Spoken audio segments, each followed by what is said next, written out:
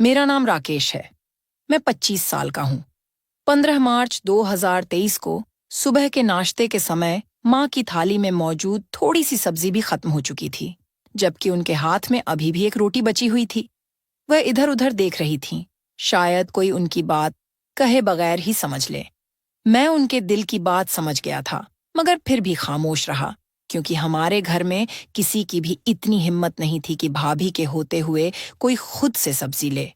थोड़ी देर बाद माँ ने हिम्मत जुटाकर कहा, प्रिया, थोड़ी सी सब्जी तो दे दो।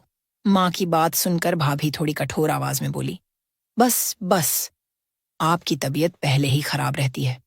ब्लड प्रेशर हर समय बढ़ता रहता है और आपको 2 बार सब्जी चाहिए। जो खा लिया वही बहुत है। मैंने बड़े भाई, जो 32 साल के थे, की तरफ उम्मीद भरी नजरों से देखा कि शायद वह कुछ बोल देंगे, मगर भाई तो इस तरह खाने पर झुके हुए थे जैसे उन्होंने कोई बात सुनी ही ना हो। माँ ने हाथ पोंछकर उठने की कोशिश की तो मैं बोला, भाभी, जब माँ सारा दिन घर के काम करती हैं, तब आपको उनकी तबीयत की फिक्र क्यों नहीं होती? माँ भूखी रह जाएंगी तो रात भर उन्हें नींद नहीं आएगी। आप उन्हें सब्जी दे दें। भाभी, जो 29 साल की थीं, तुरंत तिलमिलाकर बोली, तुम ज्यादा माँ के सगे मत बनो। इस घर में जो कुछ हो रहा है वह मेरी आंखों से छुपा नहीं है। तुम दोनों माँ बेटे मुफ्त की रोटियां तोड़ते रहते हो। तुम्हारा भाई कितनी मेहनत करता है उसका तो तुम्हें एहसास ही नहीं। तुम अभी तक नौकरी ढूंढने में नाकाम रहे हो। पहले कुछ काम कर लो, फिर बड़ी बड़ी बातें करना। ना काम के, ना काज के, दुश्मन अनाज के।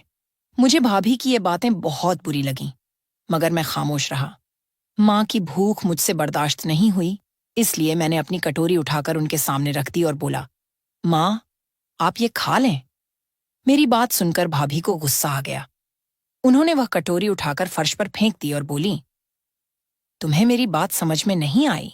जब मैंने कहा कि और खाना नहीं देना, तो तुमने मेरी हुकूमत से आगे क्यों गए? मेरी आंखों में आंसू आ गए। मैं बोला, भाभी, आप में तो इंसानियत नाम की चीज ही नहीं है। यह सुनकर भाभी ने और तेज आवाज में रोना शुरू कर दिया और बोली, देखो रवि, राकेश की बातें सुनो। ये मेरे साथ बदतमीजी कर रहा है। भाई ने मुझे घूर कर देखा और बोले, अपनी भाभी से माफी मांगो। मैं बोला, भाई, जब तक भाभी माँ के साथ नाइंसाफी कर रही थीं, तब तक तो आप बिल्कुल गूंगे बहरे बनकर बैठे थे, और अब अचानक आपको एहसास हो गया कि कुछ गलत हो रहा है। आप कितने जोरू के गुलाम हो गए हैं। आपको अपनी माँ का कुछ ख्याल नहीं है।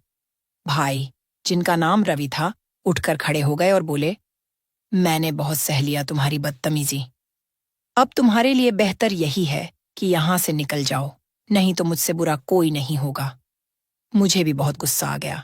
मैं बोला, भाई, सच भी यही है कि आपसे बुरा कोई है भी नहीं। इस बात पर भाई ने मेरे मुंह पर एक थप्पड़ मारा और मुझे धक्के मारकर घर से बाहर निकाल दिया। मैं हक्का बक्का खड़ा था। मुझे इस सब की उम्मीद नहीं थी। माँ, जो 55 साल की थीं, बोली, विकास, तुम्हें क्या हो गया? तुम राकेश को यूं घर से नहीं निकाल सकते। ये घर उसका भी है। तुम दोनों का बराबर हिस्सा है इस घर में। भाई बोले, माँ, आपको अपने दूसरे बेटे की इतनी ही चिंता है तो आप भी उसके साथ चली जाए। मैं घर में ये सब बर्दाश्त नहीं कर सकता। मेरी माँ को भी बड़े भाई ने घर से निकाल दिया था। मुझे अपनी बिल्कुल परवाह नहीं थी। मैं तो कहीं भी रह सकता था, सड़कों पर भी रात गुजार सकता था, मगर मैं माँ को कहाँ रखता? मैं बहुत घबरा गया था। मैं बोला, माँ, आपको यूं घर छोड़कर नहीं आना चाहिए था। वह आपके स्वर्गीय पति का घर है। आप वहीं रहती। मैं अब आपको कहाँ लेकर भटकता फिरूं? मेरे पास तो रहने की जगह भी नहीं है। मेरी बात सुनकर माँ फूट फूट कर रोने लगीं और बोलीं, ठीक है, ना पड़े को मेरी जरूरत है, ना तुम्हें मेरी परवाह। इससे अच्छा तो मैं मर ही जाऊं, मैं जहर खा लूं। पहले एक बेटे ने घर से निकाल दिया और अब तुम भी मुझे धुतकार रहे हो, तो मुझे बताओ, मैं कहाँ जाऊं? मैं बोला, माँ, ऐसी कोई बात नहीं है। आप मेरी मजबूरी को समझने की कोशिश करें। मैं आपसे जान नहीं छुड़ा रहा। मैं तो ये परेशान हूं कि मैं आपको कहाँ रखूंगा। मेरे पास खुद रहने की जगह नहीं है और आपको यूं परेशान होते मैं नहीं देख सकता। माँ बोली, तुम चिंता मत करो, तुम्हारे साथ तुम्हारी माँ है। भगवान जरूर कोई चमत्कार करेगा। मैं माँ को लेकर अपने एक दोस्त, अजय, जो 26 साल का था कि घर चला गया क्योंकि मुझे और कुछ सूझ नहीं रहा था। होटल में रहने के लिए मेरे पास पैसे नहीं थे। माँ को खाना खिलाने के लिए भी मेरे पास एक पैसा नहीं था। मेरे दोस्त ने मुझे और माँ को बड़े अच्छे तरीके से स्वागत किया। मैंने उससे कहा, मैं यहाँ सिर्फ 2 दिन के लिए रुकूंगा और फिर चला जाऊंगा। मेरा दोस्त बोला, तुम माँ जी के साथ आए हो, जब तक चाहे यहाँ रह सकते हो। मुझे पता था कि मेरा दोस्त भी मेरी ही तरह है। वह भी अपने माँ बाप के पैसे पर पल रहा था। वह भी हमारा खर्चा ज्यादा दिन नहीं उठा सकता था और फिर मैं किसी पर बोझ भी नहीं बनना चाहता था। इसलिए मैं माँ को वहीं छोड़कर खुद नौकरी की तलाश में निकल पड़ा। ये तो किस्मत की बात होती है कि किसी के हाथ में भगवान पैसा ही पैसा दे देता है तो किसी के हाथ खाली रह जाते हैं।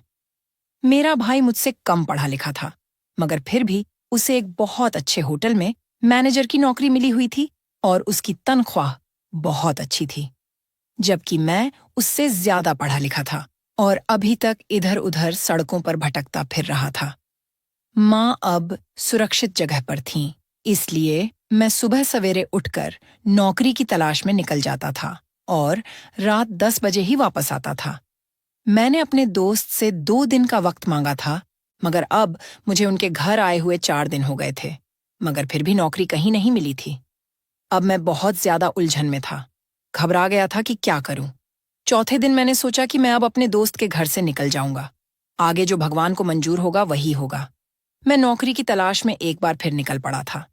मैंने कोई जगह नहीं छोड़ी थी, मगर फिर भी मुझे कोई अच्छा जवाब नहीं मिला था। मैं थक हार कर सड़क के किनारे बैठ गया था। तभी मेरी नजर दीवार पर चिपके एक कागज पर पड़ी, जिस पर लिखा था कि एक अस्पताल में चपरासी की जरूरत है, तनख्वाह 30,000 और रहने का इंतजाम मुफ्त। ये पढ़कर मेरी आंखों में आंसू आ गए।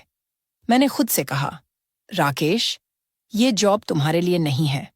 मैंने तो MBA किया हुआ था, तो क्या अब मैं चपरासी की नौकरी करूंगा? मेरा दिल खून के आंसू रोने लगा, लेकिन माँ का चेहरा मेरी आंखों के सामने घूम गया और मैं बिना कुछ सोचे समझे उठ खड़ा हुआ और उस पते पर पहुंच गया जहां चपरासी की जरूरत थी। जब मैंने अस्पताल के स्टाफ को कहा कि मैं चपरासी की नौकरी के लिए आया हूं, तो वे मुझे देखकर हैरान रह गए, क्योंकि शक्ल सूरत से मैं अच्छे घर का लग रहा था और भगवान ने मुझे बनाया भी बहुत खूबसूरत था।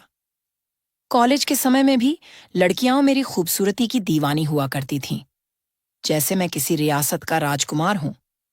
मुझे इंटरव्यू के लिए डॉक्टर के पास ले जाया गया।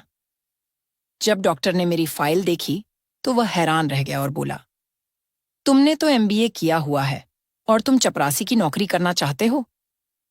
ये नौकरी तो उन लोगों के लिए है जो अनपढ़ होते हैं और अपनी मेहनत से रोजी रोटी कमाना चाहते हैं। मुझे बताओ, तुम ये काम क्यों करना चाहते हो? मेरी आंखों में आंसू आ गए। मैं बोला, मैं बहुत ज्यादा मजबूर हूं। बहुत सी जगहों पर इंटरव्यू देने गया, मगर कुछ भी हाथ नहीं आया। मुझे इस समय जॉब की सख्त जरूरत है, भले ही वह चपरासी की ही क्यों ना हो। इस वजह से मैं ये जॉब करने को तैयार हूं। डॉक्टर बोले, अगर ऐसी बात है तो मैं तुम्हें ये नौकरी दे देता हूं। डॉक्टर ने मुझे चपरासी की नौकरी दे दी। अस्पताल के पीछे बने फ्लैट्स में से मुझे एक फ्लैट भी दे दिया गया। मुझे समझ नहीं आ रहा था कि ये मेरे लिए खुशी का मौका है या उदासी का। खैर, जो भी था, मैं घर गया और अपने दोस्त का शुक्रिया अदा किया कि तुमने इस मुश्किल समय में मेरा साथ दिया और मुझे अपने घर में रहने की जगह दी। अब मैं अपनी माँ को यहाँ से लेकर जा रहा हूँ। मेरा दोस्त बोला, तुम कहाँ जाओगे? तो मैंने उसे बताया कि मुझे अस्पताल में नौकरी मिल गई है। वह हंसने लगा और बोला, तुम मुझे बेवकूफ मत बनाओ।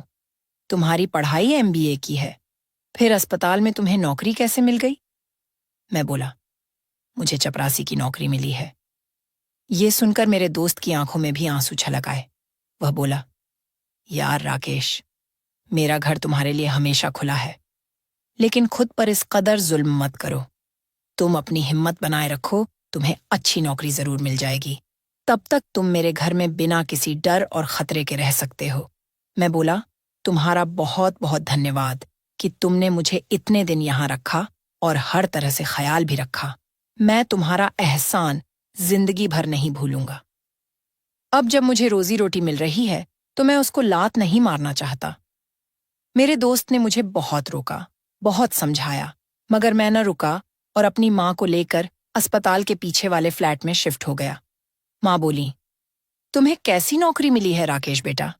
मैंने कहा, माँ, मैं एक रूम में बैठकर कंप्यूटर पर हिसाब किया करूंगा। ये सुनकर मेरी माँ बहुत खुश हुई। अब मैं अपनी माँ से सच तो नहीं कह सकता था, नहीं तो वह टेंशन लेती और उनका ब्लड प्रेशर हाई हो जाता। खैर, अब मैं हर रोज काम पर जाता था। बड़ी दिलचस्पी से अस्पताल में सफाई करता रहता था और सोचता था कि शायद मेरी किस्मत में यही सब लिखा है।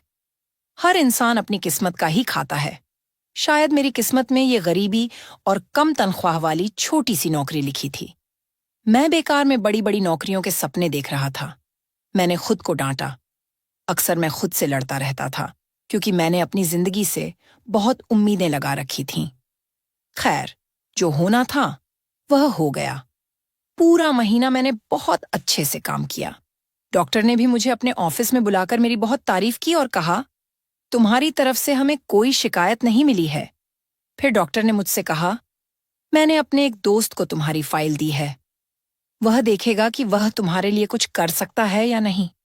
मुझे उम्मीद है कि वह तुम्हें कहीं ना कहीं अच्छी जॉब पर लगवा देगा। ये सुनकर मैं बहुत खुश हुआ। मैं बोला, डॉक्टर साहब, अगर ऐसा हो गया तो मैं आपका एहसान जिंदगी भर नहीं भूलूंगा। मैं आपको सारी उम्र दुआएं देता रहूंगा। डॉक्टर मुस्कुरा दिए। उन्होंने मेरे हाथ में 30,000 रुपये रख दिए और बोले, ये लो तुम्हारी तनख्वाह। मैं जल्दी से तनख्वाह लेकर डॉक्टर के ऑफिस से बाहर निकल आया। मैंने अपनी तनख्वाह को गिनना शुरू किया। मेरी आंखों में आंसू आ गए क्योंकि मेरे पापा के मरने के बाद मैंने कभी 30,000 एक साथ देखे भी नहीं थे। मैं तो 500 के नोट को देखने के लिए भी तरस गया था। मैं उन पैसों को बार बार गिन रहा था और सोच रहा था कि सबसे पहले मैं घर में राशन लेकर जाऊंगा क्योंकि खाने पीने के सामान की बहुत दिक्कत हो चुकी थी। मैं अपनी माँ को अच्छा खाना खिलाना चाहता था। मैंने वे पैसे जल्दी से अपनी जेब में डाल लिए, लेकिन तभी अचानक मेरे सामने एक औरत आकर खड़ी हो गई। उसने दोनों हाथ मेरे सामने जोड़ लिए और बोली, भगवान के लिए मेरी मदद करो। वह बिना कुछ कहे बस रोए जा रही थी। उसकी आंखों से आंसू गिरते चले जा रहे थे। मैं बोला, क्या हुआ है? वह बोली, कल मेरे बेटे का एक्सीडेंट हो गया था। वह मोटरसाइकिल तेज रफ्तार से चला रहा था। मेरे बेटे ने तो ये भी नहीं सोचा कि अगर उसे कुछ हो गया तो मैं क्या करूंगी। उसने मेरी परवाह नहीं की। अब वह आईसीयू में पड़ा है। उसके ऑपरेशन के लिए मुझे पैसों की जरूरत है और मेरे पास कुछ भी नहीं है। मेरे हाथ खाली हैं। अगर मैं ये कहूं कि भगवान के अलावा कोई मेरे बच्चे की जिंदगी बचा सकता है तो वह पैसे ही हैं। बिना पैसे के मेरा बेटा बच नहीं सकता। अगर पैसे हुए तो डॉक्टर उसका ऑपरेशन करेंगे, नहीं तो वे मेरे बच्चे को डिस्चार्ज कर देंगे। मुझे थोड़े से पैसे दे दो ताकि मेरे बच्चे की जान बच सके। उस औरत के चेहरे पर इतनी बेबसी थी कि उसे देखकर मेरा दिल भी बुझ गया। मैंने बिना कुछ सोचे समझे वह 30,000 रुपए उस औरत के हाथ में रख दिए। मैं बोला, मैं भगवान से प्रार्थना करूंगा कि वह आपके बच्चे को लंबी जिंदगी दे और आपको औलाद का गम न दिखाए। वह औरत मुझे आशीर्वाद देती हुई आगे बढ़ गई। वह किसी दूसरे इंसान के सामने हाथ जोड़कर अपने बच्चे के लिए पैसे मांग रही थी, लेकिन उस आदमी ने उसे धुतकार भगा दिया। अब वह किसी तीसरे आदमी के पास जाकर हाथ जोड़कर पैसे मांग रही थी, लेकिन वहां भी उसे निराशा ही मिली। उस पल मेरे दिल में आया कि काश मेरे पास इतना पैसा होता कि मैं उस औरत की मदद कर देता। फिर मैंने सोचा कि मैं खुद अस्पताल के डॉक्टर से उस औरत के लिए पैसे मांगता हूँ। मैं जल्दी जल्दी सीनियर डॉक्टर के पास गया और एक एक से पैसों की अपील की। मैंने कहा, मेरी हर महीने की तनख्वाह आप लोग ले लेना, लेकिन इस समय मुझे पैसों की सख्त जरूरत है। मुझे पैसे दे दो। किसी ने मुझे 10,000 दिए तो किसी ने 20,000 मेरे हाथ में रख दिए। मैं बहुत खुश हो गया कि चलो, इन पैसों को जब मैं उस औरत के हाथ में रखूंगा तो वह खुश हो जाएगी। मैंने लगभग 70,000 रुपये जमा कर लिए। मैंने उस औरत को अस्पताल में ढूंढकर वे पैसे उसे थमा दिए और बोला, मैंने अस्पताल के स्टाफ से ये पैसे जमा किए हैं। आप ये डॉक्टर को दे दें ताकि वे आपके बच्चे का ट्रीटमेंट शुरू करें, और बाकी पैसों का इंतजाम भी भगवान जरूर कर देगा। वह औरत जल्दी से आगे बढ़ी और मेरे हाथ चूमने लगी। वह बोली, भगवान तुम्हें इसके बदले बहुत बड़ा फल देगा। भगवान करे कि तुम करोड़पति बन जाओ। उस औरत की दुआ सुनकर मैं हंस दिया और आगे बढ़ गया। करोड़पति बनना तो मेरी किस्मत में नहीं था। मुझे तो अब यही लगता था कि 2 वक्त की ढंग की रोटी खाना भी मेरे नसीब में नहीं है, क्योंकि आज जो मुझे तनख्वाह मिली थी वह भी मैंने उस औरत को दे दी थी, और अगले 2-3 महीने तक मिलने वाली तनख्वाह भी, जो मैंने अस्पताल में अपने जानने वाले वर्कर से उधार ली थी, वह भी मेरी तनख्वाह से काट लेते। मेरे घर में तो राशन नाम की कोई चीज नहीं थी। मैं घर गया तो माँ मेरे इंतजार में बैठी थी। वह बोली, बेटा, क्या लेकर आए हो? मेरे कंधे शर्म से झुक गए, मगर मैंने माँ को झूठी तसल्ली दी और बोला, माँ, मुझे तनख्वाह आज नहीं मिली, कल मिल जाएगी, आप परेशान ना हो। माँ ने मेरी तरफ देखा और फिर सूखी रोटी और अचार के साथ खाने लगी। माँ के लिए अचार खाना अच्छा नहीं था, क्योंकि उनका ब्लड प्रेशर का मसला था। मेरा दिल टूट गया, मगर मैं क्या कर सकता था? मैं खाना खाए बगैर ही बिस्तर पर लेट गया। माँ बोली, कुछ तो खा लो। मैंने कहा, नहीं, मुझे भूख नहीं है। मेरी माँ जानती थी कि मैं परेशान हूं। माँ बोली, बेटा, चिंता मत करो, भगवान हमें बहुत कुछ देगा, तुम खाना तो खा लो। मैं बोला, माँ, मुझे झूठी तसल्ली मत दिया करो, भगवान हमें कुछ नहीं देगा, हम दोनों यूं ही जिंदगी गुजार देंगे। माँ ने मेरे सिर पर एक हाथ मारा और बोली, आज के बाद मेरे सामने मायूसी की बातें मत करना।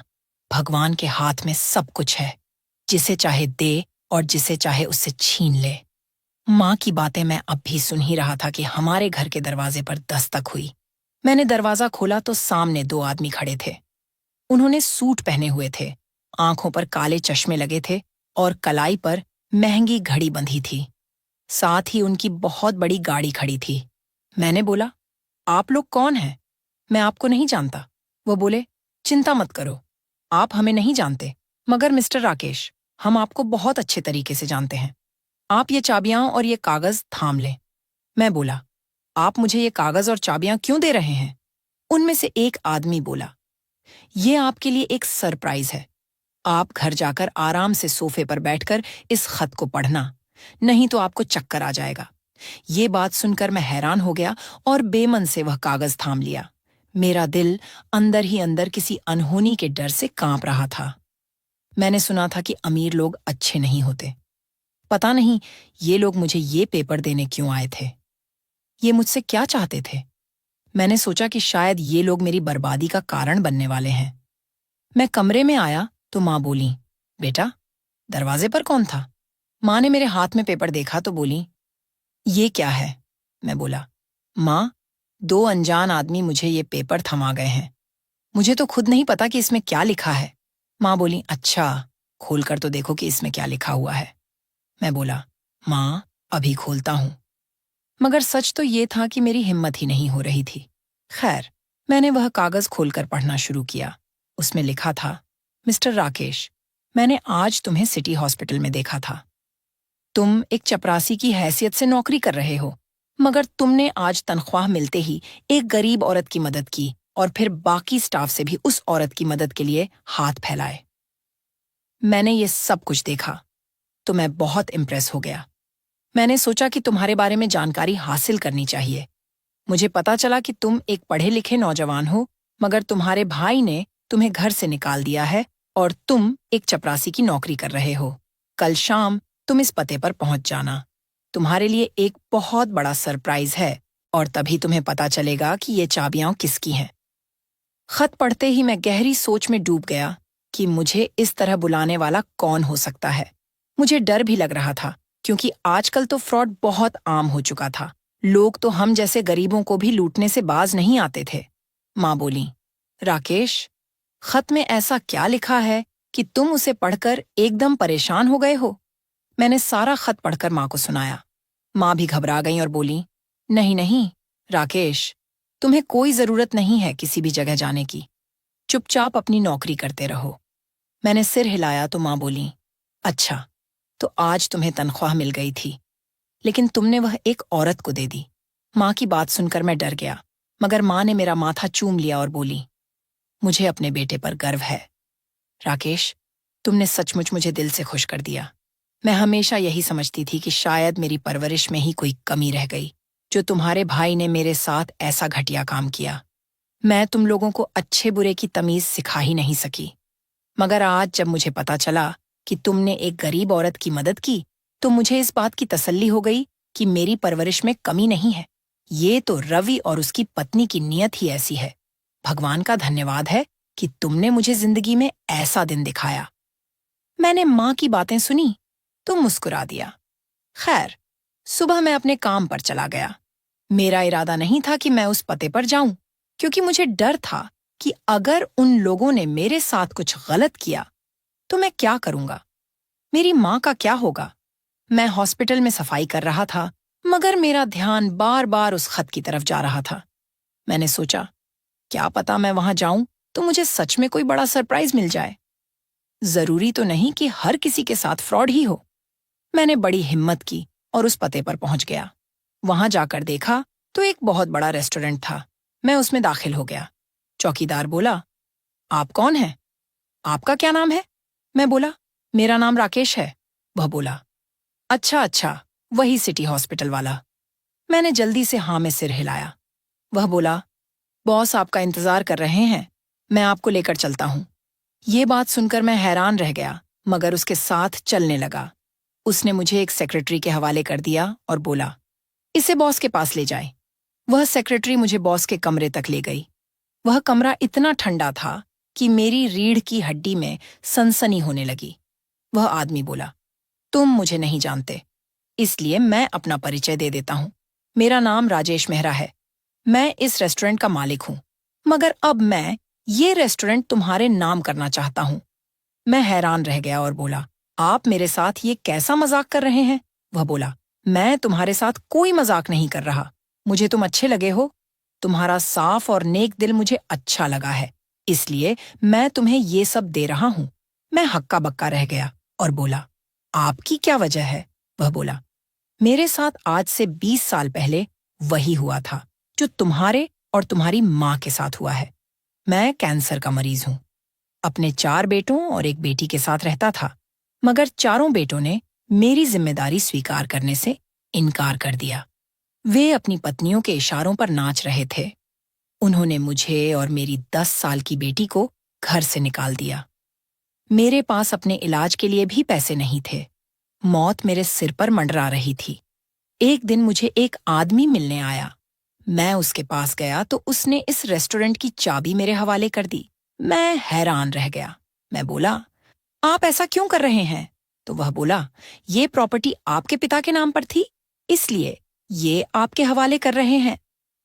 मैं ये बात सुनकर हैरान रह गया, क्योंकि मेरे पिता के नाम पर तो ऐसी कोई प्रॉपर्टी नहीं थी।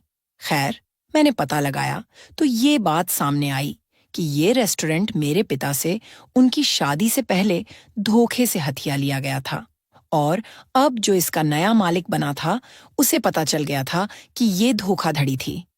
उसने गलत तरीके से ये रेस्टोरेंट मेरे पिता से हथिया लिया था, लेकिन उसकी इस हरकत की बहुत बड़ी सजा उसे मिली थी।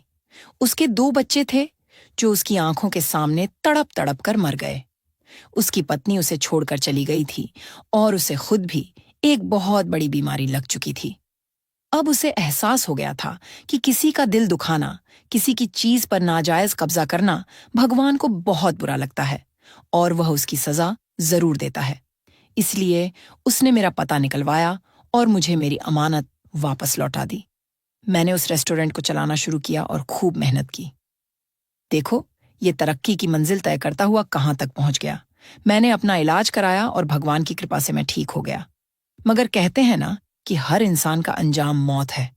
मेरा कैंसर फिर से वापस आ गया। मैंने इलाज भी करवाया, लेकिन अब ये बीमारी लाइलाज हो चुकी है। मुझे भी अब लगने लगा है कि जिंदगी के दिन पूरे हो चुके हैं और अब मौत मेरे इंतजार में है। इसलिए मैं चाहता हूं कि ये रेस्टोरेंट किसी ऐसे इंसान के हाथ में जाए जो दूसरों का भला करता हो। मैंने तुम्हें अस्पताल में देखा था। तुमने एक औरत का भला किया था, जबकि तुम्हारे पास उस समय सिर्फ 30,000 रुपए ही थे। मैं ये सोचने लगा कि अगर तुम इतने से पैसे में भी किसी की मदद कर सकते हो, तो तुम्हारे पास ज्यादा आएगा, तो तुम कितने लोगों की मदद करोगे? और फिर मैं अपनी प्रॉपर्टी अपने बेटों के नाम पर नहीं करना चाहता, जिन्होंने मुझे दुत्कार दिया था। इसलिए मैं ये प्रॉपर्टी तुम्हारे नाम कर रहा हूं। उम्मीद करता हूं कि तुम लोगों के साथ भला करते रहोगे। बस मेरी तुमसे एक छोटी सी विनती है कि मेरी बेटी का हाथ थाम लो और उससे शादी कर लो। मेरी एक ही बेटी है। मैं उसे उसके भाइयों के हवाले छोड़कर नहीं जा सकता। वह बहुत मासूम है। उसके भाई और भाभी उसकी जिंदगी जहन्नम बना देंगे और पता नहीं उसकी शादी कहाँ करेंगे। उस आदमी की बातें सुनकर मुझे एहसास हो गया। मैंने तो कभी सपने में भी नहीं सोचा था कि मेरा छोटा सा पुण्य मेरे लिए इतना बड़ा फल देगा। मैंने सोचा शायद इसीलिए हमें गरीबों की मदद कर देनी चाहिए। मैंने भगवान की राह में सिर्फ 70,000 रुपये दिए और भगवान ने मुझे 100 करोड़ की प्रॉपर्टी मेरे नाम कर दी। ये मंजर ऐसा था कि मेरी आंखों से आंसू आ गए। मैंने भगवान का धन्यवाद किया। मुझे आज पता चला कि सच है कि दूसरों की मदद करने से दिल को सुकून मिलता है और भगवान भी खुश होता है। अब मैं उस रेस्टोरेंट में काम करने लगा। कुछ ही दिनों में मुझे रेस्टोरेंट के सारे मामले समझ आने लगे। मेरी ट्रेनिंग भी कराई गई और मेरी शिक्षा भी मेरे बहुत काम आई। रेस्टोरेंट का काम समझने के साथ साथ अब राजेश मेहरा ने मेरी शादी अपनी बेटी प्रिया, जो 22 साल की थी, के साथ करवा दी।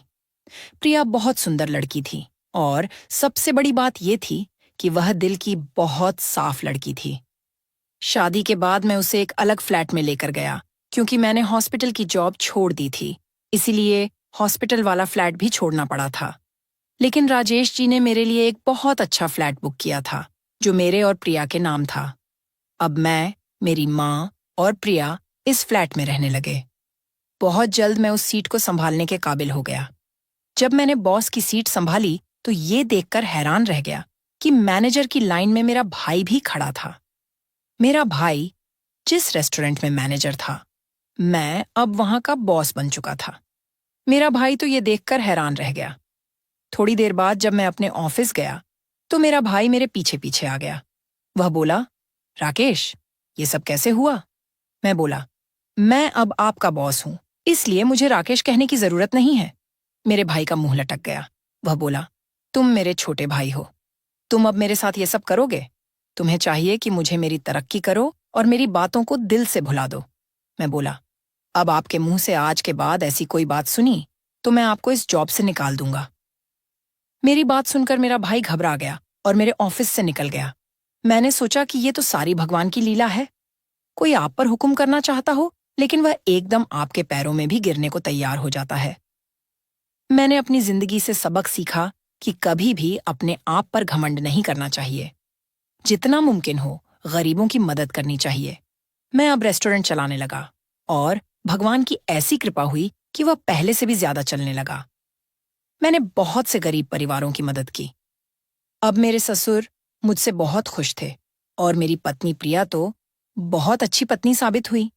उसने मेरी माँ की जिस तरह लगन से सेवा की, मुझे उसका विश्वास ही नहीं होता था कि वह एक बहू है। वह तो एक बेटी बनकर मेरी माँ की सेवा करती थी। मेरी माँ भी प्रिया से बहुत खुश थी। आज मैं अपनी जिंदगी में बहुत खुश हूँ। किसी चीज की कोई कमी नहीं है।